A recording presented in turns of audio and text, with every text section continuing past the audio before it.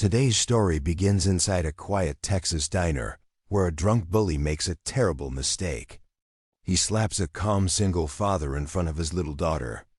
Not knowing the man once served in Delta Force, what happens next will shock everyone in the diner. Before we start, make sure to subscribe, like, and share this video. Because this is a story of courage, discipline, and a hero who never wanted recognition. Jake Turner sat quietly in the corner booth of a small Texas roadside diner.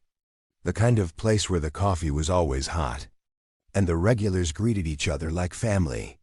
His 8-year-old daughter, Emily, sat across from him drawing with crayons on a paper placemat. Jake cherished these simple moments with her. After losing his wife 3 years earlier, he had promised himself to give Emily a life filled with stability and love.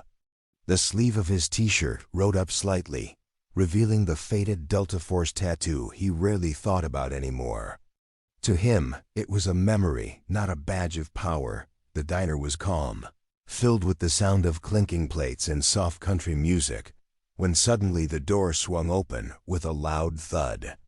A man stumbled inside, tall, heavy-set, smelling of alcohol even from a distance. His name was Travis, known around town for picking fights and causing trouble wherever he went.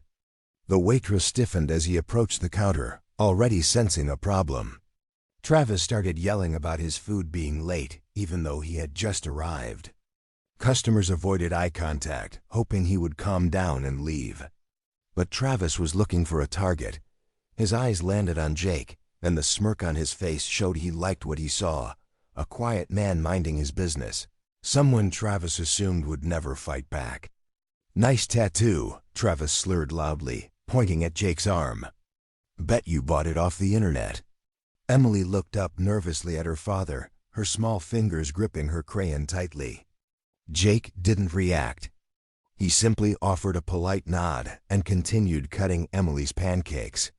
He had dealt with men like this before, both overseas and at home, and he knew rising to the bait would only make things worse. But Travis wasn't satisfied. He staggered closer, towering over Jake. "Look at me when I'm talking to you," he barked. Jake inhaled slowly, the way he had been trained to stay calm during chaos. "I'm with my daughter. Please step back," he said softly. The diners around them watched in tense silence, unsure of what would happen next. Instead of backing off, Travis grew angrier. With a sudden motion, he slapped Jake across the face hard. The sound echoed through the diner, and Emily let out a frightened gasp. Cups rattled. Forks froze mid-air. No one could believe what they had just witnessed. Emily's eyes filled with tears. Jake didn't reach for his cheek or react with anger. He simply looked at his daughter first, making sure she was okay. That calmness made Travis laugh even harder, mistaking restraint for weakness. "Yeah, that's what I thought," he sneered. People whispered, wondering why Jake didn't fight back. They had no idea that the man sitting quietly before them had once survived missions that most soldiers never returned from. They didn't know his tattoo wasn't for show. It marked him as part of one of the most elite units in U.S. military history. Jake Turner wasn't avoiding a fight out of fear. He was avoiding it because a legend always chooses control over chaos. Jake slowly rose from his seat, placing a calming hand on Emily's shoulder to reassure her. He gently guided her behind him, his movements controlled and deliberate. The entire diner watched with bated breath. They could sense a shift in the air. Jake was no longer the quiet single father, simply trying to enjoy breakfast with his daughter. His posture straightened, his expression sharpened, and the calm in his eyes changed from peaceful to protective. Travis, still smirking, didn't recognize the danger he was creating. "You gonna cry to your kid?" He taunted loudly, provoking Jake even further without realizing he was playing with fire. Travis swung his arm again, expecting another easy strike, but Jake's hand moved with lightning precision. He caught Travis's wrist mid-air, stopping the slap as if it had never existed. Gasps spread across the diner. Within seconds, Jake redirected the bully's momentum and pressed him down onto a nearby table, securing him with a controlled joint lock that didn't cause unnecessary pain, but made escape impossible.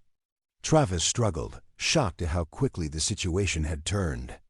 Jake leaned in slightly and said, quietly but firmly, "I told you to walk away." The room was silent, as if frozen in time. Just then, the diner door opened again, and Sheriff Bradley stepped inside, having been called earlier by the frightened waitress. He took one look at the scene and immediately recognized the man restraining the bully. "Jake Turner?" the sheriff said with a stunned expression. Jake gave a respectful nod without releasing his hold. The sheriff let out a low whistle. "Son, do you have any idea who you just tried to hit?" he asked Travis. "This man is Delta Force, one of the best this country has ever produced."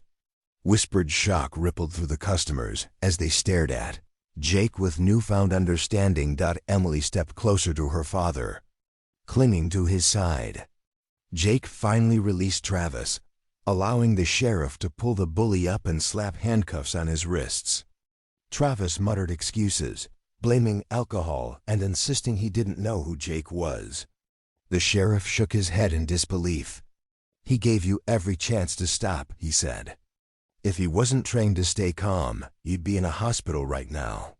The waitress approached Emily, offering her a free slice of pie to help her stop shaking. Jake knelt down, wiping away her tears, reminding her softly, "You're safe now. I promise." As Travis was escorted out, the diner slowly began to clap, soft at first, then louder. It wasn't applause for violence. It was appreciation for restraint, strength, and protection. Jake nodded awkwardly, not used to attention of any kind. He lifted Emily into a hug, holding her close. The sheriff walked back inside after securing Travis in the patrol car and patted Jake on the shoulder. "This town owes you more than it knows," he said. Jake only shook his head. "I just want to raise my daughter in peace." And as father and daughter sat back down to finish their breakfast, everyone around them finally understood. Heroes don't always wear uniforms sometimes. They just try to protect the people they love.